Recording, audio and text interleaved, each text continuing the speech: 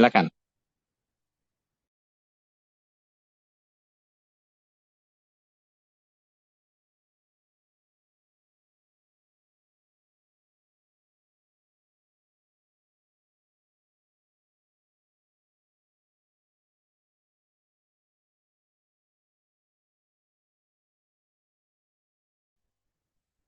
Assalamualaikum warahmatullahi wabarakatuh.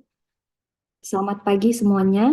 Yang terhormat Profesor Satria Bangsawan dan teman-teman yang saya banggakan. Pada kesempatan kali ini kami dari kelompok 12 akan mempresentasikan hasil pembahasan terkait artikel New Product Development Paradigm from the Perspective of Consumer Innovation, a Case Study of Huawei's Integrated Product Development yang terbit di jurnal Innovation of Knowledge pada tahun 2024. Baik, sebelum kami memulai presentasi, izinkan saya untuk memperkenalkan anggota kelompok kami. Yang pertama ada Devina Alvareta dengan NPM 211011053. Kemudian saya sendiri, Wulan Fitriasari dengan NPM 21110111108. Kemudian Putri Sofi Awalia dengan NPM 21510111017. Kemudian Triana Rospita dengan NPM 21510111023. Untuk materi pertama terkait latar belakang gap research dan tujuan akan disampaikan oleh Triana. Kepada Triana dipersilahkan. Baik, latar belakang dari studi kasus ini yaitu pengembangan produk terintegrasi atau Integrated Product Development atau disingkat dari IPD memberikan kerangka terpadu untuk perbaikan berkelanjutan. Ini mengintegrasikan sumber daya internal dan eksternal, mengkoordinasikan tim pembangunan, dan memanfaatkan kemampuan teknis, proses, pelanggan, dan rantai pasokan. Pendekatan ini telah muncul sebagai pendekatan standar untuk New Product Development atau disingkat NPD. Namun demikian, komunitas akademis masih kurang memiliki pemahaman mendalam tentang proses NPD dan masih terdapat kesenjangan yang signifikan antara NPD dan realisasi nilai bisnis baik dalam konteks praktis maupun penelitian. Pengembangan produk baru atau NPD terletak pada penyelesaian kemampuan teknik dan manufaktur dengan kebutuhan pelanggan, sehingga meningkatkan daya saing perusahaan. Namun, sebagian besar proses NPD, perusahaan mengalami investasi dan kelambanan yang menyebabkan tertundanya masuknya pasar, biaya tinggi, dan ketidakselesaan dengan permintaan pelanggan. Huawei Technology Co. Ltd. Selanjutnya disebut sebagai Huawei adalah perusahaan peralatan komunikasi global terkemuka yang telah menerapkan sistem IPD di bawah bimbingan IBM. Pengembangan produk baru Huawei dan mode manajemen berbasis IPD telah secara efektif memfasilitasi realisasi nilai komersial NPD. Next. Selanjutnya, gap penelitian.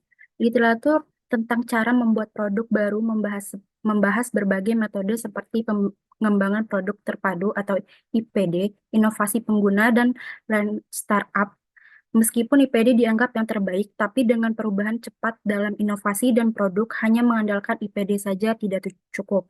Beberapa masalah utama termasuk sulitnya menyatukan teori akademis dengan praktik bisnis, masukkan gagasan inovasi, dan memperbaiki keterbatasan IPD yang terlalu terstruktur. Studi ini bertujuan untuk mempelajari bagaimana IPD diterapkan dalam bisnis untuk membuat produk baru sambil memasukkan gagasan inovasi, pengguna, dan prinsip lean startup untuk meningkatkan efisiensi dan memenuhi kebutuhan pelanggan dengan lebih baik. Next. Tujuan penelitian studi kasus ini yaitu penelitian ini menggunakan teori dasar untuk melakukan studi kasus tunggal pada Huawei yang bertujuan untuk memverifikasi efektivitas IPD terhadap NPD, mendapatkan wawasan tentang keterbatasan IPD, menerapkan teori inovasi pengguna pada model IPD, mengeksplorasi metode NPD yang disempurnakan, dan memberikan referensi berharga dalam bidang teknologi NPD badan usaha berbasis. Next. Saya kembalikan kepada moderator. Terima kasih. Baik, untuk materi literatur review akan disampaikan oleh Putri Sofi Alalia. Kepada Sofi, dipersilakan.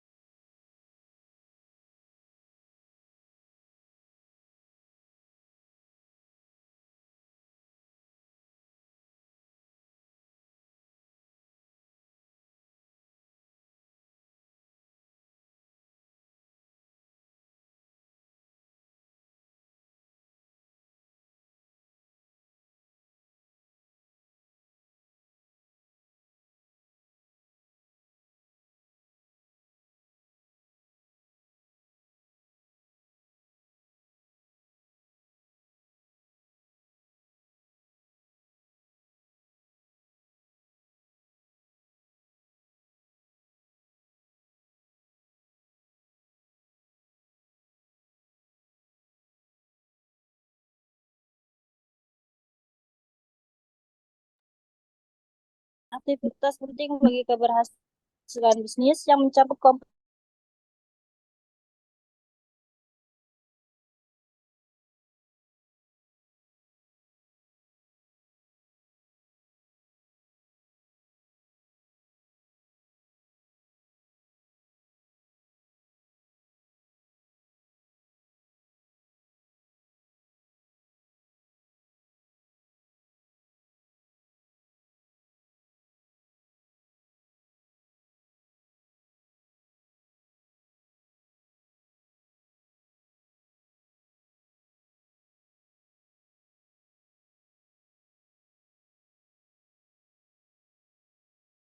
baik, selanjutnya akan saya lanjutkan lagi.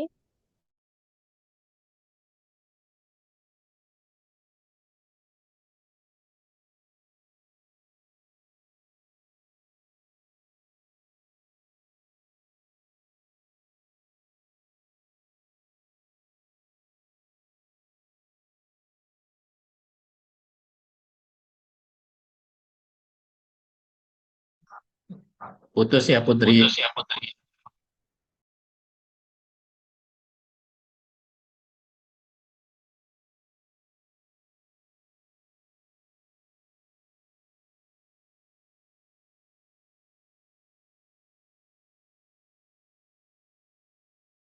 Baik, saya ambil alih karena Putri Sofi terkendala jaringan. Baik, selanjutnya literatur review. NPD merupakan aktivitas penting bagi keberhasilan bisnis yang mencakup kompleksitas dan ketidakpastian. Kompleksitasnya muncul dari luasnya aktivitas yang dicakupnya, mulai dari konseptualisasi awal, desain produksi, hingga pemasaran. Hasilnya, NPD berperan sebagai pendorong penting keberhasilan perusahaan. Itu. Selain itu, NPD adalah proses yang sangat saling bergantung dan rumit yang mencakup definisi produk, manajemen proyek, segmen teknis, pemodelan proses, struktur organisasi, integrasi departemen, dan kolaborasi kelompok. Selanjutnya yaitu ada ketidakpastian seputar new product development atau NPD diperburuk oleh berbagai faktor eksternal, termasuk pesatnya inovasi persaingan industri yang ketat dan perubahan lengkap lingkungan. Karena penyebab utama kegagalan NPD seringkali terletak pada kurangnya pemahaman pelanggan. Perusahaan harus memiliki kemampuan untuk memenuhi kebutuhan pelanggan secara efektif. Partisipasi konsumen merupakan bagian yang tidak terpisahkan dari New Product Development atau NPD. Inti dari NPD terletak pada menyelaraskan permintaan pelanggan dengan kemampuan teknik dan manufaktur perusahaan. Dan kurangnya pemahaman pelanggan seringkali menjadi penyebab utama kegagalan NPD. Next. Selanjutnya yaitu Von Hippel berpendapat bahwa kekuatan pendorong utama dari balik NPD bukanlah perusahaan, melainkan pengguna terkemuka. Singkatnya, partisipasi pengguna sangat diperlukan dalam new product development ini. Hal ini tidak hanya membantu perusahaan dalam memahami dan memenuhi kebutuhan pelanggan dengan lebih baik, tetapi juga mendorong kelancaran proses pengembangan produk melalui penyediaan masukan dan umpan balik yang penting. Ada banyak cara bagi perusahaan untuk memulai NPD dan metode matang terkait dengan user driven adalah IPD dan teori Lean Startup IPD sebagai hasil praktis dan dari NPD secara signifikan meningkatkan efisiensi penelitian dan pengembangan dengan mengintegrasikan sumber daya dan kemampuan internal dan eksternal. Teori Lean Startup ini berkontribusi luar biasa dari Eric Ries dari Universitas Stanford, dirancang untuk menavigasi ketidakpastian yang tinggi medan kewirausahaannya. Kerangka kerja ini terintegrasi dengan mulus beragam elemen seperti metode pengembangan pengguna. Dalam kerangka teoritis ini, para wirausahawan dengan cepat berkumpul umpan balik pengguna melalui peluncuran produk yang layak minum atau MVP. Terus mengoptimalkan dan mengulangi model bisnis mereka. Teori Lean Startup ini secara khusus menekankan pentingnya eksperimen ilmiah yang memungkinkan pengusaha memvalidasi kualitas ide mereka secara tepat melalui serangkaian pengujian yang ketat, sehingga secara signifikan mengurangi ketidakpastian dalam proses startup. Next. Literatur tentang NPD sangat luas, dengan IPD, inovasi pengguna, dan Lean Startup semua mewakili pendekatan praktik terhadap NPD. Di antara ini, IPD dianggap sebagai praktik terbaik dan paradigma baru NPD. Namun, sering dengan semakin meningkatnya ketidakpastian dalam inovasi tersebut, lingkungan dan memperpendek siklus hidup produk hanya mengandalkan pada proses IPD, tidak cukup untuk memenuhi tuntutan memperpendek siklus pembangunan dan memenuhi kebutuhan dinamis pelanggan di NPD. Ada beberapa permasalahan utama yang harus diatasi oleh NPD. Pertama, sementara terdapat paradigma yang matang di komunitas akademis untuk meningkatkan kinerja NPD. Isu-isu spesifik seperti komunikasi manajemen, integrasi fungsional, dan kolaborasi tim yang masih ada. Oleh karena itu, penelitian ini bertujuan untuk mengeksplorasi seluruh proses implementasi IPD dalam praktik NPD perusahaan dan menyelidiki integritasnya teori inovasi, pengguna, dan prinsip-prinsip startup yang berstandar pada IPD untuk memenuhi kebutuhan pelanggan secara akurat dan meningkatkan efisiensi NPD. Next. Baik, saya lanjutkan ke moderator. Baik, untuk materi selanjutnya akan saya sampaikan sendiri. Yang pertama terkait dengan metodologi penelitian. Dalam pengumpulan dan pengolahan data, penelitian ini dilakukan melalui berbagai sumber, seperti materi panduan IPD, laporan internal, buku-buku riset tentang Huawei, dan informasi jaringan.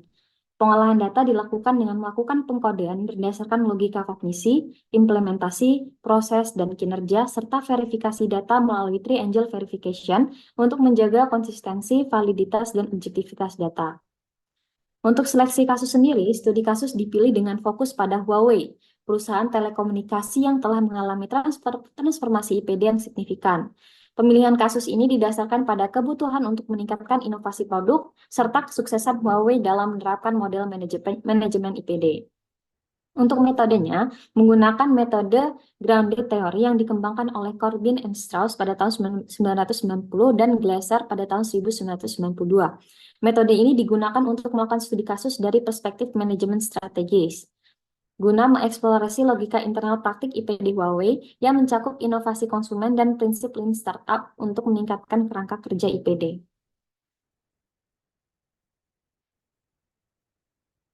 Selanjutnya adalah topik pembahasan. Berdasarkan pengumpulan data yang komprehensif dan klasifikasi yang cermat dari data Huawei, diperoleh wawasan mendalam tentang proses reformasi dan efektivitas sistem manajemen inovasi Huawei. Analisis ini mencakup 4 dimensi penting. Yang pertama, the identification of R&D pain points. Yang kedua, the IPD reform journey, the innovative practices within IPD, and the ultimate effectiveness of IPD. Untuk yang pertama, kita akan membahas tentang R&D pain points. Jadi, identifikasi pain points dalam sistem manajemen R&D atau Research and Development Huawei menandai awal perjalanan transformasi yang dipimpin oleh Ren Zhengwei dengan mengambil inspirasi dari pengalaman sukses IBM, International Business Machines Corporation.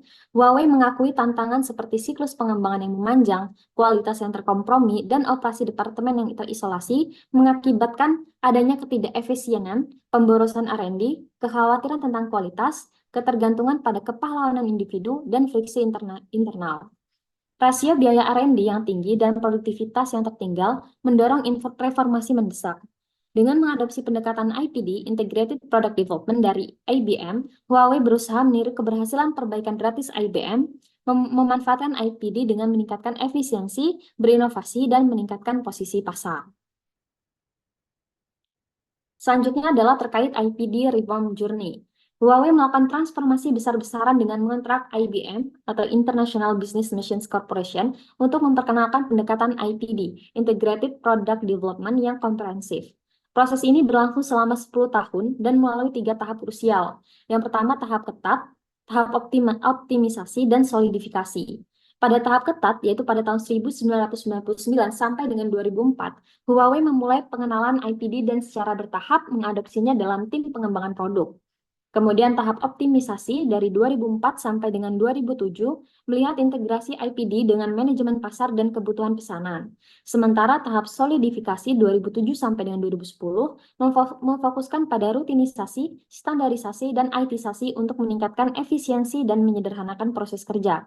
Selama perjalanan ini, biaya transformasi yang signifikan dan upaya yang tekun telah membawa Huawei menuju kesuksesan dalam mengintegrasikan IPD ke dalam operasi intinya. Yang ketiga adalah terkait dengan innovative practices yang telah dilakukan oleh IPD.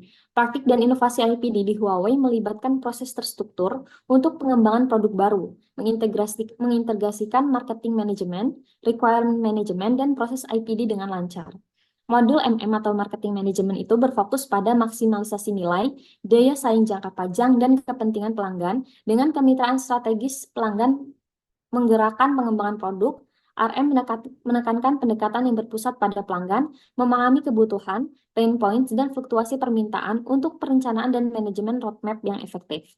Integrasi alur IPD membagi pengembangan produk menjadi tahapan dengan titik decision checkpoints atau DCP dan teknologi review points atau TR untuk memastikan kualitas dan kemajuan. Reformasi struktural menggeser Huawei dari pusat R&D menjadi kolaborasi lintas departemen dengan menggunakan tim matriks yang dipimpin oleh manajer yang bertanggung jawab atas hasil. Selanjutnya terkait dengan Ultimate Effectiveness of IPD. Praktik IPD Huawei yang dipandu oleh konsultan IBM selama 1 dekade memerlukan evaluasi objektif terhadap efektivitasnya. Dalam periode yang singkat, Huawei berhasil mengatasi masalah dalam manajemen riset dan pengembangan yang diidentifikasi oleh IBM, sehingga proses kerja menjadi lebih efisien dan koordinasi tim terbukti lebih baik. Di samping itu, terdapat pencapaian signifikan dalam hal penyingkatan waktu siklus pengembangan produk dan penurunan tingkat kegagalan produk, yang juga diikuti dengan pertumbuhan pendapatan yang substansial. Manfaat jangka panjang meliputi peningkatan fokus pada kebutuhan pelanggan dalam proses inovasi, pengelolaan inovasi secara berkelanjutan, serta peningkatan ketahanan perusahaan dalam menghadapi tantangan eksternal. Secara keseluruhan, atau secara singkat, proyek IPD Huawei telah berhasil memberikan solusi praktis untuk mengatasi titik-titik masalah dalam jangka pendek. Dari perspektif menengah, proyek ini pada dasarnya mencapai target pendapatan yang diharapkan. Dan dari sudut pandang jangka panjang, IPD tidak hanya membawa kemajuan yang luar biasa bagi Huawei dalam hal model manajemen inovatif dan konsep pengembangan produk, tetapi juga mencapai hal yang luar biasa dalam meningkatkan kemampuan manajemen inovasi yang berkelanjutan dan kemampuan untuk merespons ketidakpastian. Prestasi ini tanpa ragu memberikan dorongan yang kuat bagi pengembangan keberlanjutan Huawei dan memberikan dukungan yang kokoh. Sekian materi dari saya. Ya, selanjutnya akan dilanjutkan oleh Devina Elvareta. Kepada Devina, dipersilakan. Baik, yang selanjutnya ada diskusi. Dari penelitian ini, Huawei berhasil menerapkan paradigma IPD, yaitu Integrated Product Development, dengan sukses, meningkatkan daya saingnya melalui pengembangan produk yang terstandarisasi dan sistematis. Adapun kunci kesuksesannya termasuk konsensus kepemimpinan, yang kedua ada sistem eksekusi strategis, yang ketiga ada inovasi budaya, dan yang keempat atau yang terakhir ada mekanisme intensif ilmiah. Lalu pengalaman ini menunjukkan pentingnya adaptasi dari model IPD sesuai dengan konteks dari perusahaan dan komunikasi yang efektif selama transformasi berlangsung. Nah, dapat disimpulkan dari diskusi ini, IPD memberikan panduan yang berharga bagi perusahaan lain untuk meningkatkan inovasi dan daya saing mereka.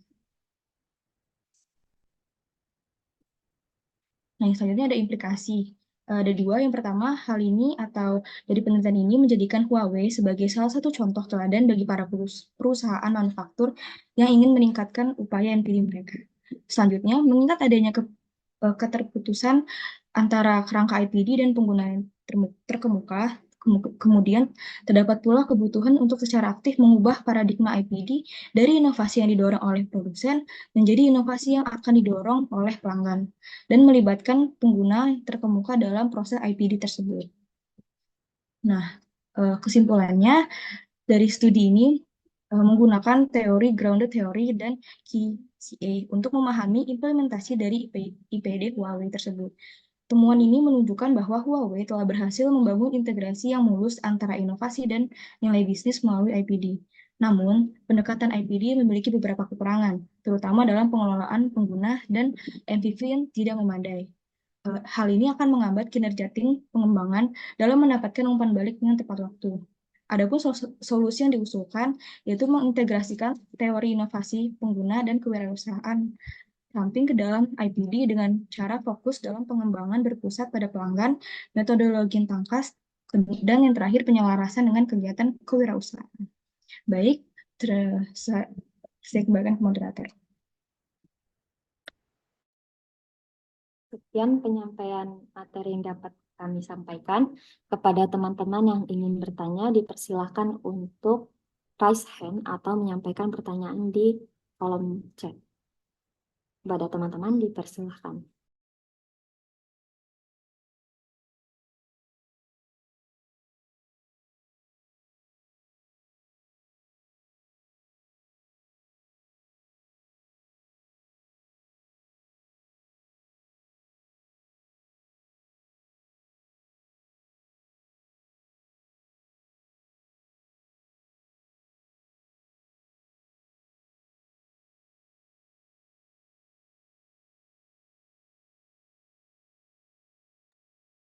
Ya, silakan ada Akilah, terus siapa lagi?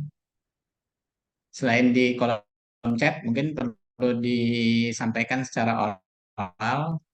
Silakan Akilah. Baik, perkenalkan nama saya Akila Yunda dengan NPM 21111011087.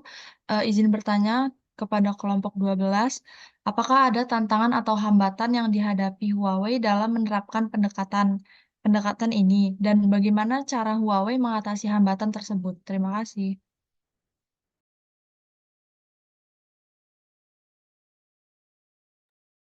Baik, terima kasih Akila atas pertanyaannya. Kepada Okta dipersilahkan.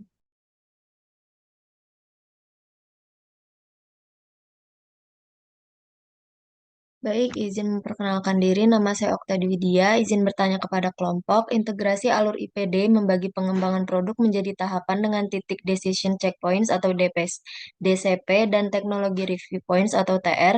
Boleh dijelaskan lebih lanjut terkait kedua hal tersebut dan manfaatnya? Terima kasih. Baik, sama-sama Okta atas pertanyaannya. Untuk Ajeng karena terkendala mic, maka saya akan membacakan pertanyaannya. Izin bertanya, apa cara yang perlu dilakukan Huawei untuk memperkuat hubungan antara inovasi konsumen dan pengembangan produk? Terima kasih. Baik, sama-sama Ajeng. Untuk menjawab pertanyaan, izinkan kami untuk berdiskusi terlebih dahulu.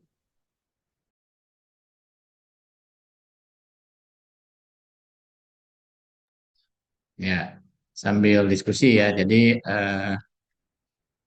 yang akan menjawab tim grup mungkin bisa berdiskusi. Sambil berdiskusi, jadi Prof mencoba mengambil intisari dari apa yang sudah dipaparkan, bahwa pada kesempatan ini riset yang dilakukan sejauh mana sebetulnya efektivitas dari integrated product development terhadap new product development, ya.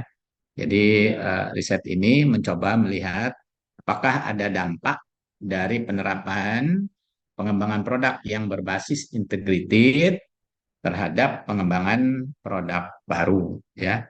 Dan surveinya dilakukan pada perusahaan highway, ya kalau nggak salah tadi, dengan latar belakang baik disampaikan isu empirikal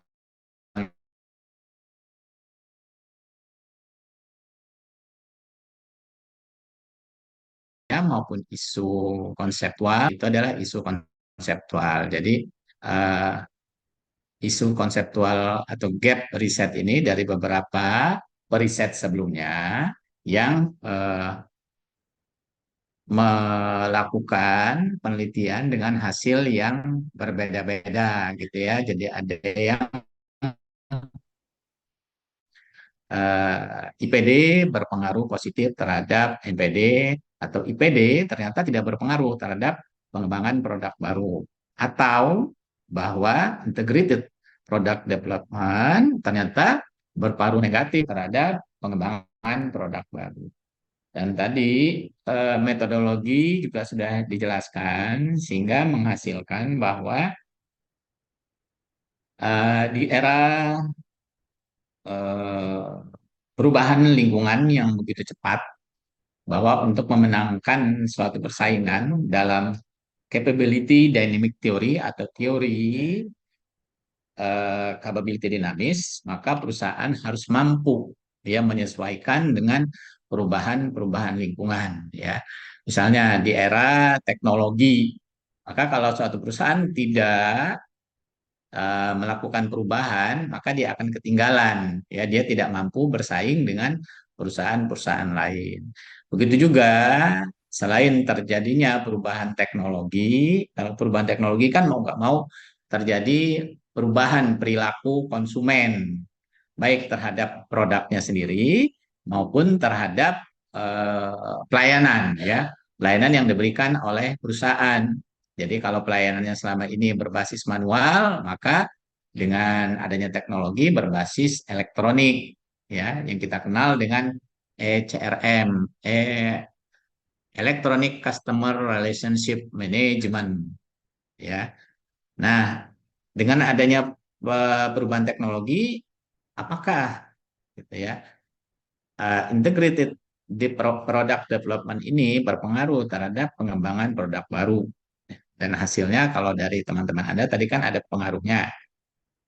Misalnya saja bahwa ketika kita akan melakukan pengembangan produk baru yang berbasis kepada inovasi yang kita lakukan karena adanya persaingan industri, perubahan lingkungan, maka begitu penting peran dari integrated product development ini yang berbasis kepada ketika kita akan meluncurkan produk baru, harus diawali dengan konsep awalnya harus seperti apa nih produk yang mau kita luncurkan, ya.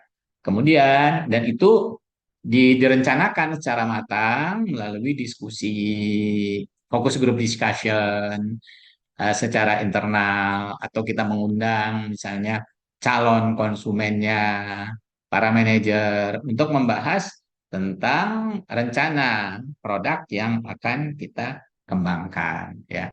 Dari hasil atau kita melakukan yang namanya survei kepada calon pelanggan. Jadi kita sebarkan kuesioner, produk apa sih sebetulnya yang diinginkan, pelayanan seperti apa yang diinginkan oleh konsumen sekarang. Nah, berdasarkan kepada keinginan dan kebutuhan dari calon konsumen atau target pasar kita, itulah produk yang harus kita siapkan, ya, harus kita kembangkan. Dengan harapan bahwa ketika keinginan itu kita penuhi, maka target pasar akan membeli produk yang kita tawarkan. Baik tentang kualitas produk, ukuran produk, desain produk, kemudian cara mempromosikannya sehingga sampai dengan cepat mereka bisa mengetahui produk itu, kemudian mereka terpengaruh dengan apa yang kita tawarkan itu adalah berbasis kepada apa yang sebetulnya yang diinginkan oleh calon atau target pasar di era perubahan lingkungan, misalnya yang berbasis teknologi atau perubahan lingkungan lainnya. Ya. Lalu setelah kita membuat produknya, ada yang kita sebut dengan tes atas produk. Kalau dia misalnya apakah produk ini sudah sesuai atau belum, ya. Ada yang lewat tes laboratorium atau tes ke target pasar. Misalnya kalau kita menjual makanan ini sudah sesuai atau belum dari segi rasa dan lain sebagainya. Sampai dengan kita melakukan tes pasar. Jadi kalau diluncurkan, apa gitu yang harus kita lakukan agar produk ini diterima oleh target pasar kita. Ya, itu ya tentang peluncuran produk baru atau pengembangan produk baru. Nah, mungkin yang grup ini tadi ada 3 pertanyaan dari Akilah Yunda, Pak Dewi, dan Wulan. Kalau sudah didiskusikan, siapa silakan untuk ditanggapi atau dibahas.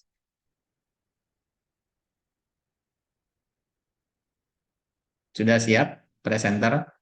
Sudah siap, Prof. Oke, silakan. Wulan. Izin Wulan, saya. Wulan yang bertanya ya?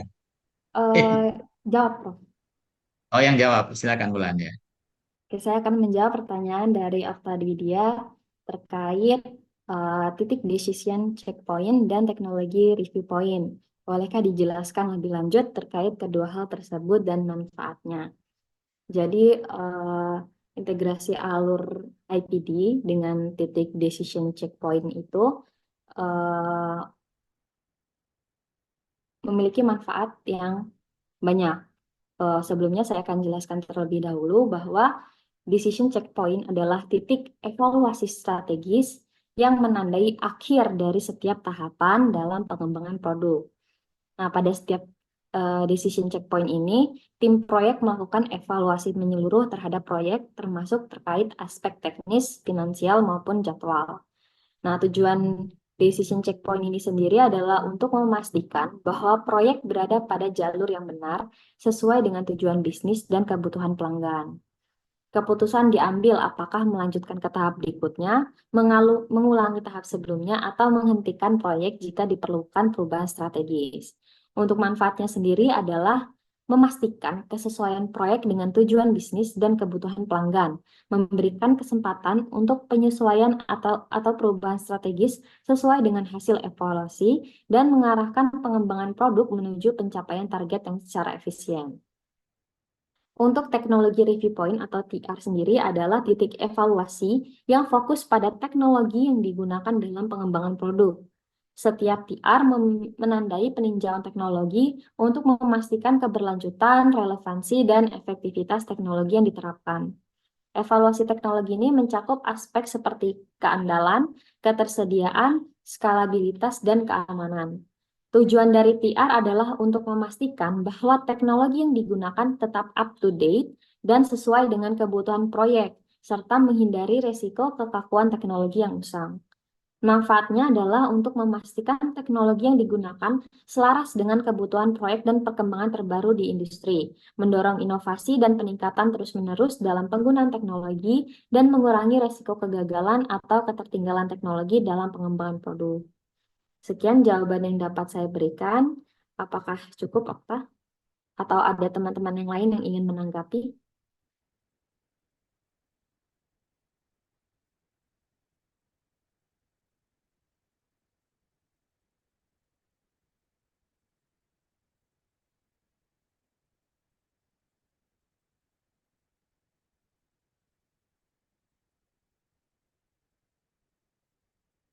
Baik, jika tidak ada yang menanggapi, maka saya akan alihkan ke Devina Elvareta. Kepada Devina, dipersilakan.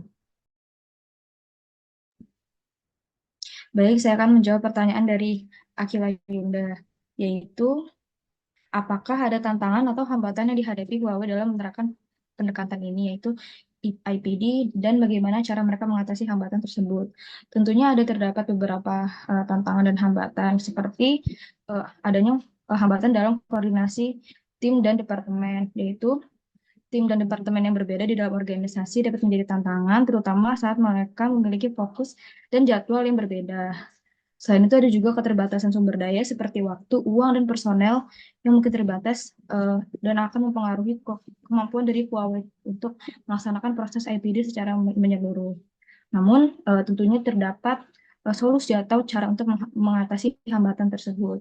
Yang pertama dengan melakukan peningkatan komunikasi dan kolaborasi, yang mana di dalam suatu tim harus terdapat seseorang maupun kelompok orang yang sadar untuk mendorong komunikasi yang terbuka dan kolaborasi yang kuat antara tim dan departemen. Kemudian mengoptimalisasi penggunaan sumber daya dengan mengelola secara efisien dan menetapkan prioritas yang jelas untuk proyek-proyek kunci. Dan yang terakhir adalah melakukan inovasi R&D yang berkelanjutan agar dapat tetap menjalankan riset dan pengembangan tetap berada di garis terdepan teknologi untuk memastikan produk-produk tersebut tetap relevan. Bagaimana Akila? Apakah sudah dapat dimengerti? Baik, sudah cukup menjawab. Terima kasih, Devina. Iya, terima kasih.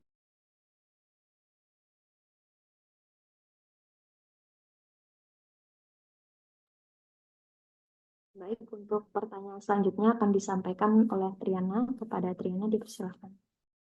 Baik, selanjutnya pertanyaan dari Ajeng, yaitu pertanyaannya, apa cara yang perlu dilakukan Huawei untuk memperkuat hubungan antara inovasi konsumen dan pengembangan produk dan pengembangan produk?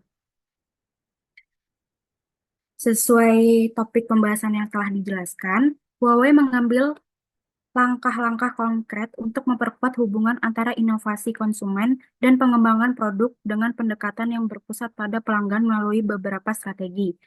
Pemahaman mendalam tentang kebutuhan pelanggan, Huawei secara aktif melakukan riset pasar yang mendalam dan mendengarkan umpan balik konsumen secara proaktif. Mereka tidak hanya mengidentifikasi kebutuhan yang eksplisit, tetapi juga memahami preferensi, harapan, dan tren yang mendasari perbaikan sistem R&D, yaitu Research and Development.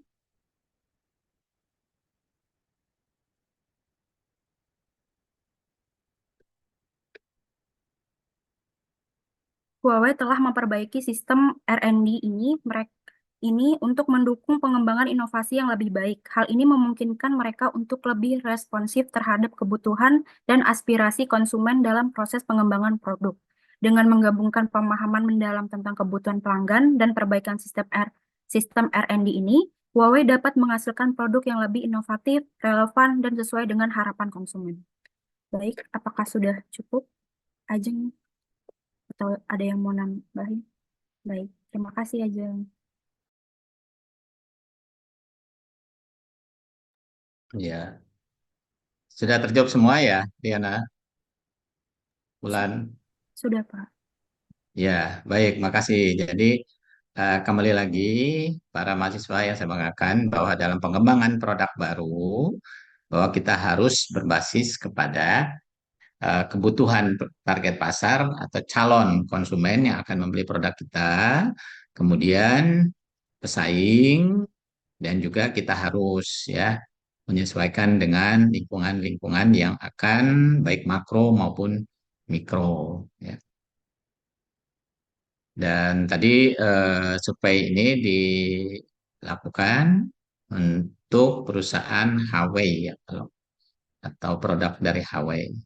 Dan tadi pertanyaan dari Akila Okta sudah dijawab oleh Wulan, Wiana, dan Triana. Masih ada pertanyaan?